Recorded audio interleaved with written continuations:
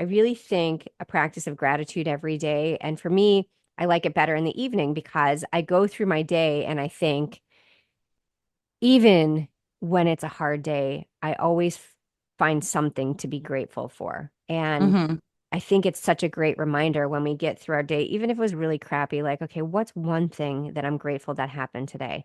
Maybe it was that my husband got home early. Maybe it was that I had an amazing dinner. Whatever it was, it's always a reminder that to really think about the things that we do during our day and a reminder that tomorrow's a new day. So the things that we struggled with today, tomorrow's a new day. Welcome to Her Unshakable Confidence with dynamic mother-daughter duo Simone and Olivia Knego, where they discuss the secrets of transformation and how to build bold confidence and unwavering resilience. From intimate conversations with inspiring guests to sharing their personal journeys of triumph and challenge, Simone and Olivia create a supportive space where every woman is encouraged to rise above her fears and love the woman in the mirror. Tune into Her Unshakable Confidence and join this special journey of connection and growth. It's like catching up with old friends who inspire you to be bravely and uniquely you. Hi, everyone. Welcome to this week's episode of Her Unshakable Confidence. I'm Simone Knego. And I'm Olivia Knego. And today we're going to be talking about gratitude, which I know we've talked about before, but I just think it's such an important thing to kind of revisit on a regular basis and not just being grateful, but gratitude practices and figuring out how to be grateful even when things suck, right? Because there are days like that where you're like, oh my gosh, everything in the world sucks right now. What could I be grateful for? So, what are you grateful for right now? So I am grateful that I am over COVID. That's a huge grateful Oh, right did you there. test positive, negative? Well, I don't know. I haven't Okay. retested because they tell you don't need to retest, but it's been a week now and I'm finally feeling better because that was just, and I was not expecting that, right? I had it one other time and it was a very mild case, and this time hit me like a ton of bricks. I Yeah. was down and out, literally in bed for 5 solid days. So I'm grateful that I'm feeling better because that was awful. Hmm. And those days sucked. But I tried to make the most of those days. So even though I was in bed, I watched a lot of videos, educational stuff, not even like fun stuff. Like I did work stuff. I really did. I tried to really not focus on the fact that I felt like crap and really focus on the fact that, okay, what else can I be doing right now? And of course, your sister's like, why aren't you just sleeping? I'm like, I'm sleeping 10 hours at night, which never happens to me. So there's no more sleep left in this body. Like Yeah. I have to be doing something else because I'm not tired anymore. I mean, I'm exhausted, but I'm not tired. So if Hmm. that makes sense. Yeah. And I mean, I'm grateful for a lot of things, right? I'm grateful that my roof has a tarp on it right now because we had a roof leak and that was really sucky and they can't replace the roof for a few months. So it's like the little things to me right now. I mean, health is a big thing, but there's a lot of little things going on that I'm grateful for.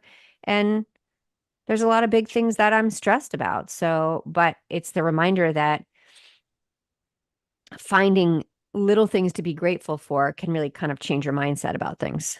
What about you? What are you Yeah. grateful for right now? Um, I'm grateful for the position I am, like the position I'm in life. I think Mm, that I'm at a really cool part of my life and that like it's something I really can't take for granted being in a brand new city and like being in law school. It's just obviously I'm super grateful for this experience. I'm grateful that I live with someone that loves me. I'm so grateful that I live with my boyfriend and that like on super hard days, like I won't have to cook dinner or even clean up after dinner because he knows I'm going straight from studying one class to straight from studying another class. And I think it'd be really difficult to do this experience alone and have to come home to not even like the perks of him living there, like dinner and like being it clean, but just coming home to someone there that I can just like vent to and like that hmm feels my frustration. I'm really grateful for that. And I'm grateful that I've been having like social experiences recently that like is outside of law school and outside of just classes and being able to connect with people that will hopefully be lifelong friends. I mean, obviously, I'm like a week and a half into law school. I can't say anything, but it's just having the opportunities in the first place to make connections has been really cool. Yeah, and I know that was something that you were really worried about. So I think that you really kind of charged full force on that. And, it's like anything else, right? You have to be a little bit patient with things to Yeah. figure out who you want to be around, who you fit in with, make sure you're on the same plane when you're talking about what your goals and stuff are.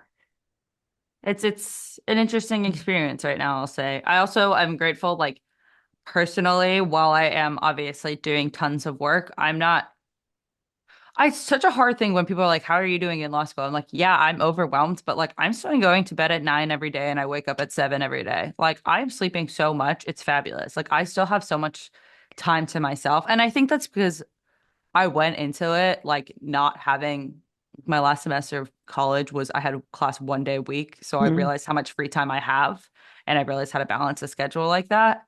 But I'm grateful that like I am having self-care time and I don't know, for the extra time I can find into my schedule. Yeah, and I think a lot of people get themselves so wound up when they have something new, right? And they can't figure out how to balance their Yeah. schedule. And granted, some people have multiple things going on at once, right? They might be Oh, going to yeah. school and they might be working and they I might have a can't even kid and imagine. Yeah, and especially in a postgraduate program, you have all of the above. You have people working, you have people with kids, you have people that are caregivers, you have people that are planning weddings, you have literally everything. so it's really something to not take for granted that Oh, you do absolutely. have all Yeah. of this time that you can really get your work done efficiently and then take some time for yourself, which Yeah. even when you have six things going on at the same time, you really do have to still take some time for yourself. Otherwise, it becomes unmanageable. And it's probably the most annoying thing to hear, I will say, in this experience is that like you have to find time for self-care. And I think it's because we have this idea of what self-care looks Mm, like. And I think we have, at least for girls my age, and I don't know, maybe it's just a me thing, but I think of self-care as like face masks, which I honestly don't like doing, watching a movie, like, like painting your nails. And don't get me wrong, like I just got my nails done, but um that is not my version of self-care and like taking time for myself in law school. My version is, oh, I get a brain break. I'm going to sit down on the couch and throw on whatever show I'm watching right now. hmm. I just started that 70s show. Pretty good so far. Yeah, it's fun. Yeah. But, I think for me at least, it's been so exhausting to hear it because it's like I'm not fulfilling what the world's expectations of self-care is because I'm not being like I'm not going out and okay, I still do everything else. Like I'm still like I'm showering and doing all those things. I'm going to the gym regularly. It's not like I'm not taking care of myself, but like my specific self-care when I feel the most like at peace is like when I'm crocheting on the couch. Yeah, I think everybody has different ideas of what self-care is, and what is kind of promoted in the media are you need a massage, you need a facial, you need your Yeah. nails done, And those things are yeah, fabulous. yeah, for I sure. just can't I can't do that. I wish I could afford a facial every week. Yeah. I wish But my skin would like that too. I don't think it would. yeah, your skin looks really good right now, by the way. Thank you. I love my Yeah. dermatologist here. Oh, good. Yeah. So, so, but for some people, that is what self-care looks And like to them, that is right? so great for them. It just, I struggle that that's the only idea that comes up in the media. Yeah. But self-care could be anything. I mean, my favorite self-care is sitting on the couch, watching a movie, drinking a glass of wine. That to Yeah. me is the ultimate self-care because I don't have to think about anything else. I am just focused on the movie most of the time. Sometimes I do something on my phone at the same time, but that's still self-care. Like I feel like everybody does things differently. And going back to the gratitude piece about being grateful that you find something that works for you, right? Hmm. Enough of something that it you're able to regroup afterwards, right? Instead of Yeah. really just feeling like, well, that was a waste of time. Self-care should not be a waste of time. So sitting on the couch watching a movie, when I finish watching a movie, if it's something that I've chosen, I will say that it's never been a waste of time. Now, I've watched like SpongeBob movie. Okay, you cannot get your time back on that. But in general, in general, that to me is really my It favorite self-care. also shouldn't be something that you are dreading doing. And I think that applies to like all parts of life. Like if you have such limited time outside of work, outside of studying, don't like agree to things that are just like you don't want to Mm, do. And whether that's social engagements or like, oh, I did book myself a facial today, and but I really don't want to go. Why did you do that? Like that's not the self-care that works for you then. Like I think that's the biggest thing for me. And sometimes I struggle to differentiate between not wanting to go and just being antisocial because I think as much as I'm an extrovert, sometimes it's hard for me to get into the mood to be social. Um, but it's seriously like if it's something you're dreading doing, you don't have to do it. That's the best part about being an adult. yeah, you do have a choice. You have a choice every day of the things that most of the things you do. Yeah. Again, there's still things that There's we have to exceptions to do, everything. right? Like shower, brush your teeth, feed yourself, Very good pay choices. taxes. Yeah, important. But in terms of how you take care of yourself, in terms of not take care of yourself, in terms of the self-care piece that is the bonus that is beyond the necessary, like that is completely up to you how Hmm. you want to do it. And And I think on top of that, it's not up to you to like discuss or degrade anybody else's version of self-care. Um, and I think that why I'm saying that is I'm thinking about like boys in video games right now and how that like for a lot of them that's like their major hobby and like I don't know, a lot of people are anti-video game, especially when you spend so many hours on it. But like right now, if that's your version of self-care, like after law school and after you're done with the day and you want to just like go online, like that is a totally valid version and it's mhm, not up to anybody else that you live with, anybody else on the internet to be like, well, that's not valid and like you're wasting your time with that. I think it's a really important point because I think I would have said that with all the kids, they've all had some kind of, well, especially the boys, some kind of Tech video addiction. game, yeah, and video game situation. And I did used to think, oh my gosh, what a waste of time. But when you look at it from the self-care perspective, it makes sense, right? I mean, the kids go to school, they do work all day long, and let them choose how they want to take a break. Now, I'm not saying let your kid play for 17 hours a day, No, don't do that.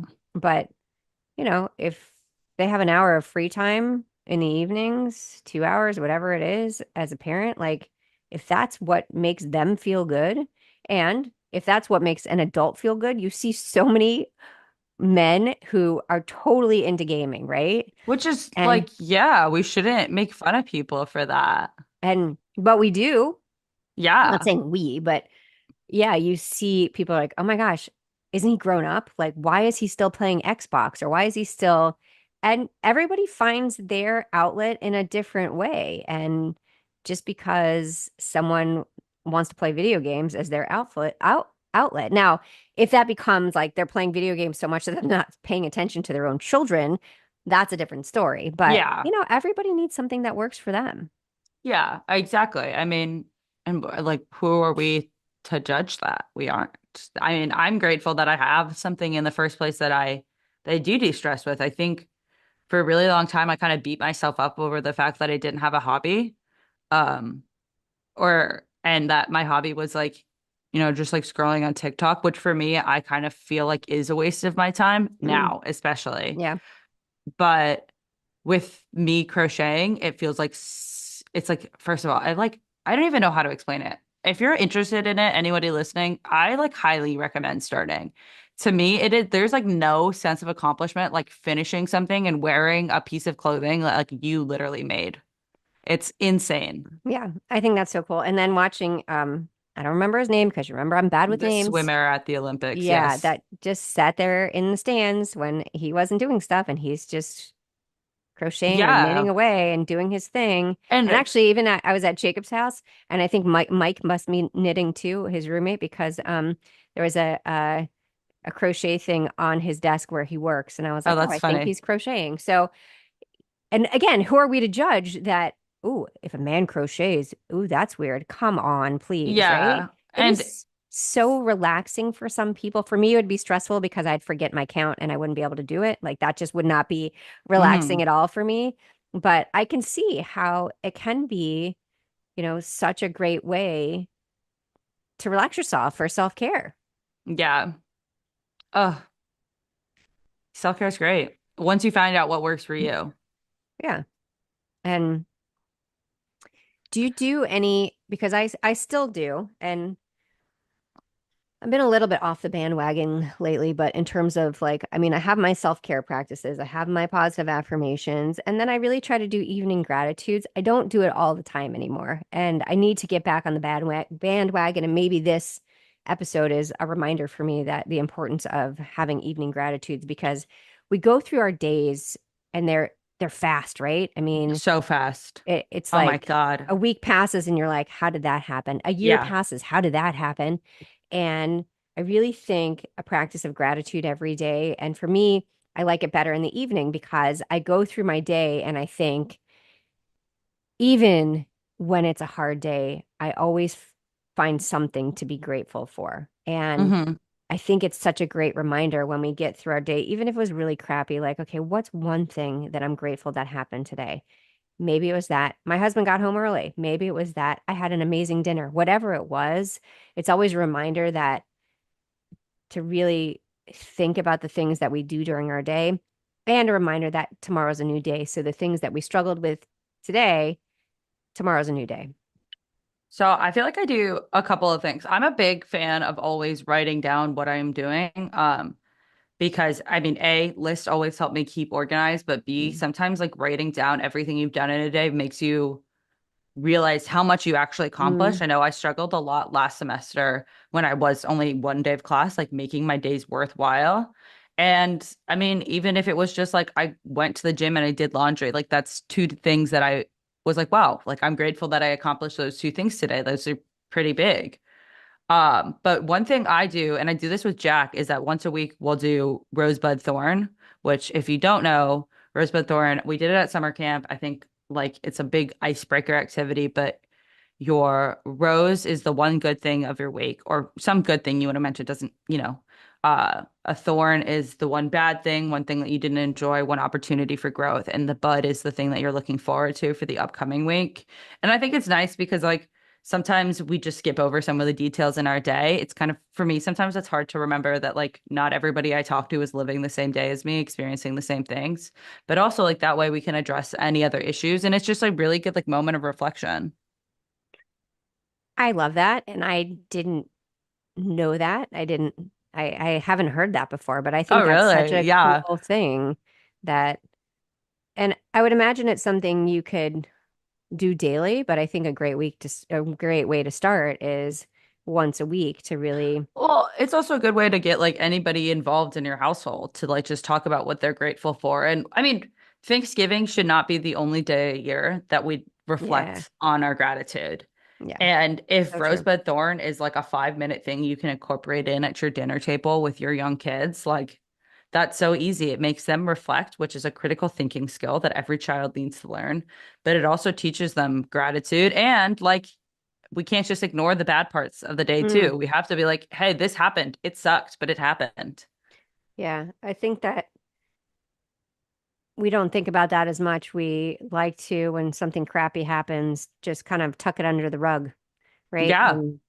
And that's not how you are able to move forward, right? I mean, when something crappy happens, you got to learn from it, first of all. But, Yeah. and acknowledging that it happened, okay, that's a That's the huge first step, step. right? But I showing mean, gratitude for other things that are happening, even when bad things are happening, I think is such a important yeah, process. it teaches versatility of emotions and that like once again, like things, I don't know, not even once again, just like things aren't linear and that like your emotions aren't always going to be rational and add up with each other. And I think a lot of the times that's something I struggle with is that like when telling a story or just explaining my day, I'll realize that like the general storyline doesn't add up. But once again, my life isn't a storybook. Like there is going to be parts of my day that are really good, like hours at a time that are great, and like 5 minutes that are bad, and I'm still able to recover from that. Isn't it interesting though, when you think back, like I think back to when you guys were little, and I think some adults approach it like this as well, but I think back to like we had this amazing day, we had this amazing trip, whatever it was, and then we were supposed to get ice cream and we get there and the ice cream place is closed and then it was the worst trip ever, right? Worst day Yeah. ever. And I think a lot of people remember the one bad thing that happened and that will ruin their whole day instead of understanding that that's just one moment. Hmm. Obviously, especially true with children because that was their whole focus was Well, getting the ice yeah. cream. But And kids don't understand magnitude and like the weight of events. But I think that reflecting on your day and reflecting on what you're grateful for is a great way to like think about, even with small kids, like all the rest of parts of your day. Like, yeah, you didn't get ice cream, but like you met Mickey Mouse this morning. Like that has to seem better if oh you remember yeah, that I forgot happened. about that. Yeah. Yeah, but And I don't know. I think it's a really good activity at least. yeah, I think in the moment though, sometimes it's really hard when you're having something really crappy happen to be grateful for the rest of the things that have been good. But I think it's that acknowledgement of that there are other things going on that I think is really Yeah.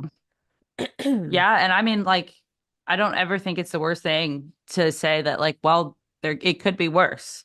Like my bad thing could be worse, and these are all the great things happening around me as well. Yeah, I mean, that's for sure. Like this week where or by the time this comes out, this will not be this week, this will be in a month from now, but the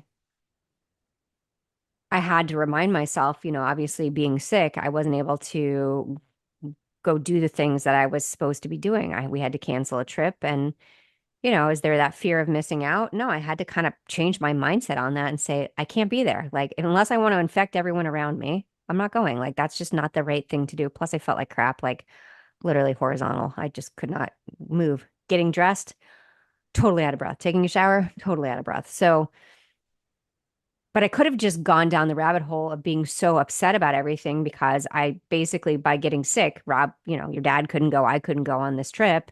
And although he could have still gone, but he didn't want to go by himself. So I get it.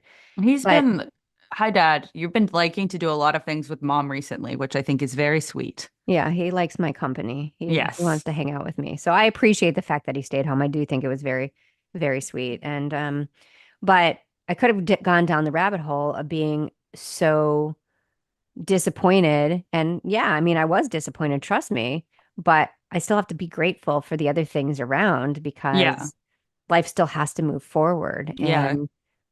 But you do see some people just focus on the disappointment so much and forget about the importance of being grateful for the rest of the things that are happening. And there is always something to be grateful for. And when you're really struggling, if someone reaches out to help, that's something to be grateful for, right? I mean, when you spill your coffee. Actually, you know what happened yesterday? Dad was carrying in a box of wine. He went to put it down on the counter before he could put it down. One of the bottles fell out of the bottom and shattered everywhere. And poor guy, red wine everywhere in the drawers, in the Oh cabinets. no. And we have That's white brutal cabinets. And he's cleanup. like, oh my gosh, did I ruin the cabinets? It all cleaned up, right? It all cleaned Yeah. up. And you know what? He was grateful for the 11 that didn't break. But yeah, I think as a society, we focus a little bit too much on the negative Hmm. and we need to reframe and really focus on, There is just literally, and maybe once again, this just comes down to the situation I'm in where like my life is consumed by one thing right now. mm, There is no way that I could physically get through the day if all I focused on was the negative. There's no way. There's no way. There's too much to do. There's too much life to live to like I just couldn't get through the day. If I had to focus on the entire day how I messed up in a cold call rather than just like, oh, I got all my homework done and I'm understanding what's happening in classes, like that would just it just wouldn't work for me. but don't you think that's a mindset shift? Because Oh yeah. so there's a study out of Queen's College in Canada that there's all these different ideas out there of or previous studies that show how many thoughts you have a day. Some studies in the past have shown 60,000, 70,000 that you have this many thoughts a day. Well, this new study showed that you have 6,200 thoughts a day. And they do it through like imaging. I don't know exactly how the study works, but I will. And they talk about the percentage of those thoughts that are negative. 85% of those thoughts are negative. I mean, that's a crazy number of negative thoughts. So you Yeah, that's see insane. how you can be consumed by the negativity if you just let it stop there, right? Yeah. You have to learn how to reframe. And, I like my little method for it, which is the Control Alt Delete method, is that we have to be in control of our thoughts, right? You can't just let things just go running through and going down that rabbit hole every single time, right? Hmm.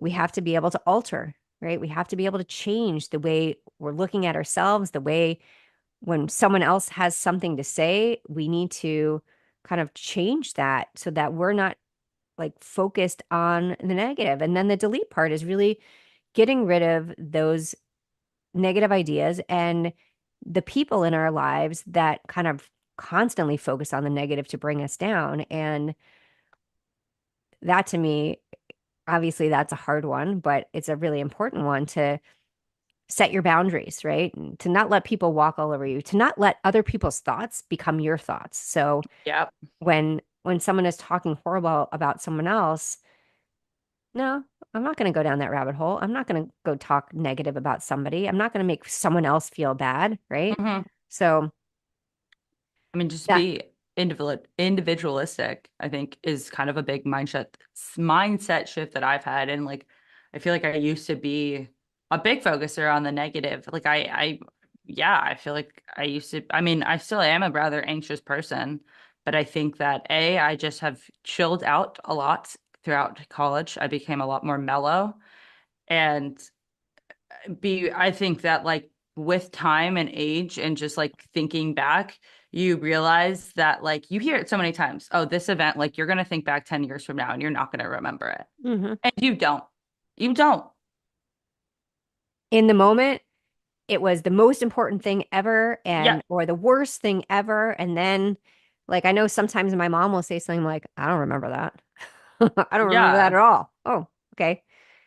But in the moment, sometimes it can be really difficult. Well, even thinking back to like my LSAT, I had like a big technical Mm. difficulty during it. And I was Oh my like, this gosh, is that was the the end of the end. world. Yep. I'm not gonna get in. And now I'm in law school.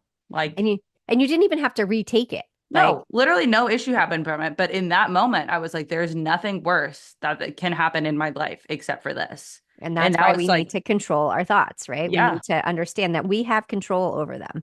That when we start going down that rabbit hole, we have to be able to alter the way we're looking at it because otherwise it can be all consuming. yeah. I mean, and it's not an easy thing. Like, I'm in therapy, I regularly talk about it. And like, it's not something that's just going to come naturally. It's something you have to work towards. You have to But work towards everything, right? exactly, Even when you have natural talent in you still have to anything, work it's towards a it. 20,000 hour rule. You still have Yeah. to work. So you can't look at other people and say, "Oh my gosh, they're so lucky that they're able to do this." It takes hard work to, everybody thinks that there's this easy fix or that there's an easy way to make money, right? If there were, then there Everybody wouldn't would be be any rich. discrepancy. Yeah, everybody would Yeah. be rich. There would be, so that's not how it works. You have to put in the time for things, and that's true of gratitude. You have to make it intentional, right? Hmm.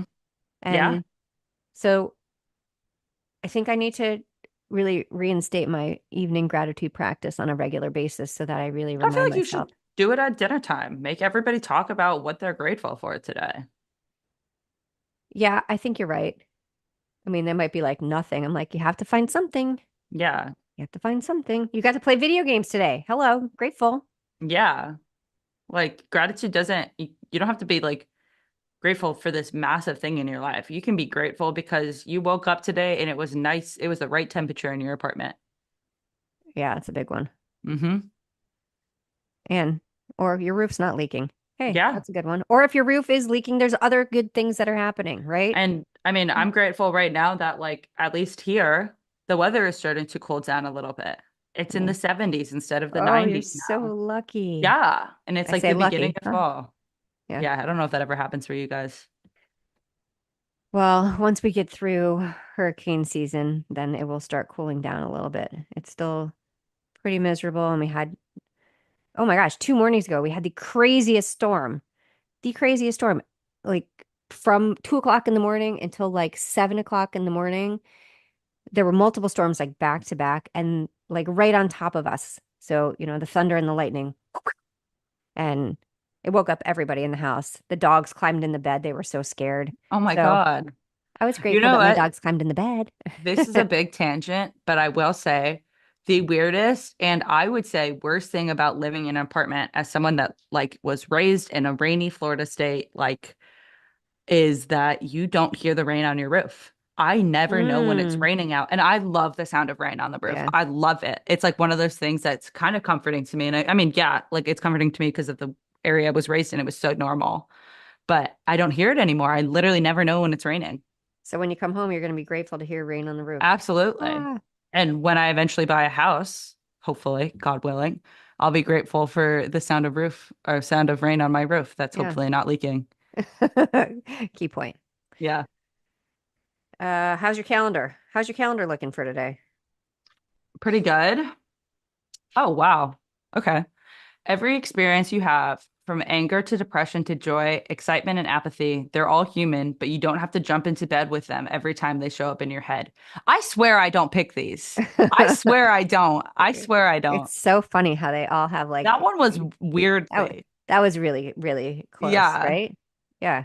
Yeah, but exactly that. Just because you have them doesn't mean they have to, Take you don't have to over. jump into bed with them. Like you Yeah, they don't don't have to have to let them take take over over. your life. Yeah. You just have You to acknowledge they're there.